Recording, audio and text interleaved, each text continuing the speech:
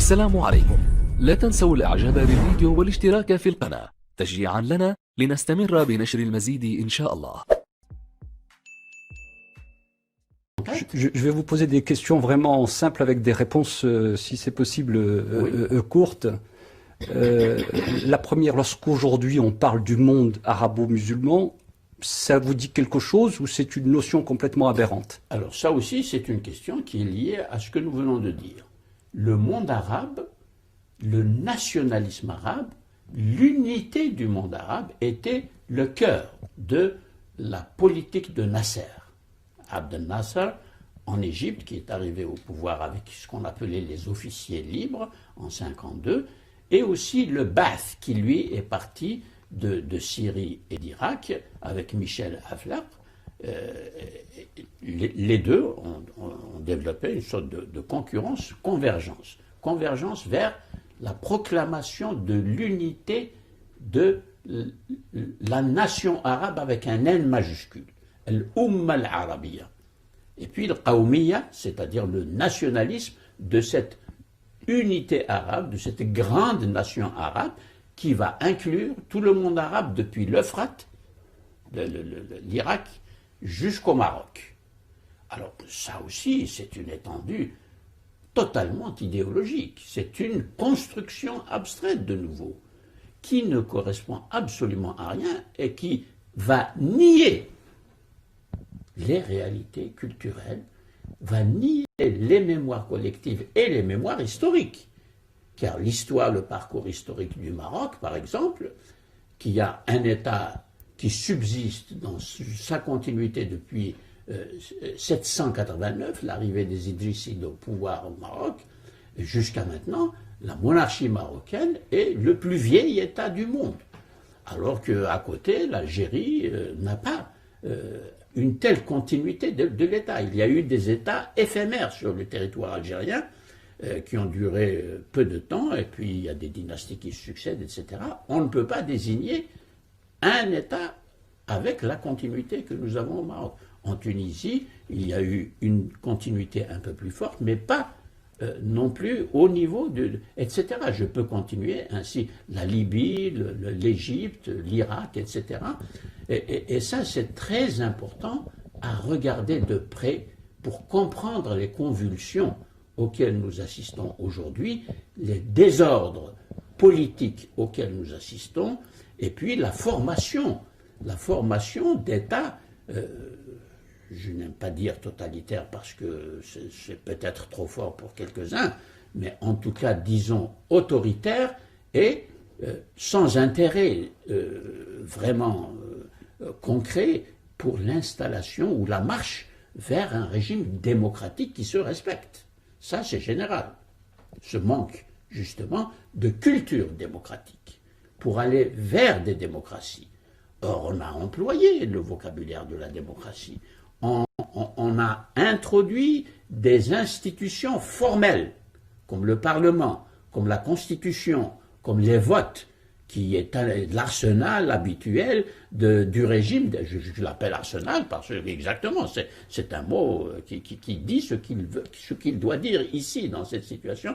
Alors, il y a tout un arsenal, on a le vocabulaire, mais le contenu n'y est absolument pas. Et aujourd'hui, hélas, moins que jamais, sauf quelques progrès réels que l'on constate dans certains pays où la démocratie est en train de balbutier et on voit quelques jalons se poser. Je n'ose pas donner de nom là parce que les autres seraient jaloux. Je ne suis pas là pour distribuer des bons points et des mauvais points.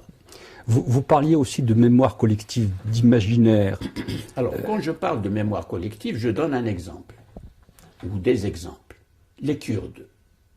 Les Kurdes sont un grand peuple, fragmenté, dispersé entre 7 souverainetés politiques différentes, et toutes jalouses de s'annexer et de dominer les fragments du peuple kurde tel que nous le voyons aujourd'hui sur la carte. Ça, c'est le résultat des grands traités européens pour décider des frontières politiques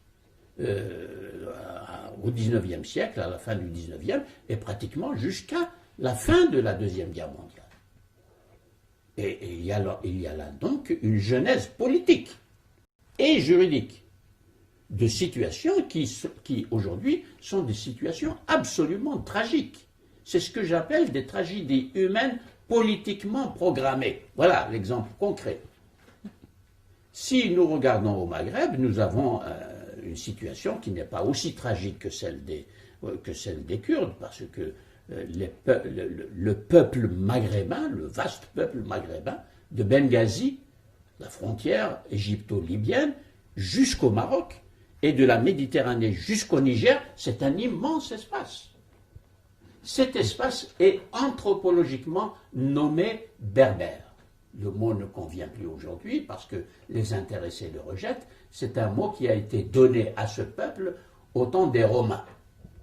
Parce que barbaroi, ça veut dire des gens qui baragouinent une langue que les Romains, évidemment, ne comprenaient pas. Les Arabes ont repris le mot et l'ont gardé. Ibn Khaldoun, dans sa grande histoire, il l'a intitulé Tarikh al-Barbar, en arabe. Histoire des Berbères. Ibn Khaldoun. 14e siècle. Il est mort en 1406.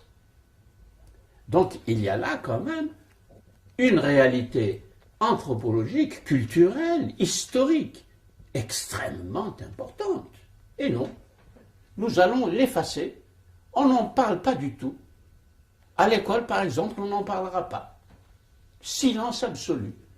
Alors qu'il y a des millions de citoyens algériens et marocains, moins en Tunisie, pour des raisons historiques, quelques-uns en Libye encore aujourd'hui, dans le Jebel Nafoussa.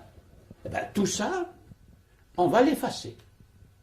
Et on va l'effacer dans cette période de libération, après les libérations.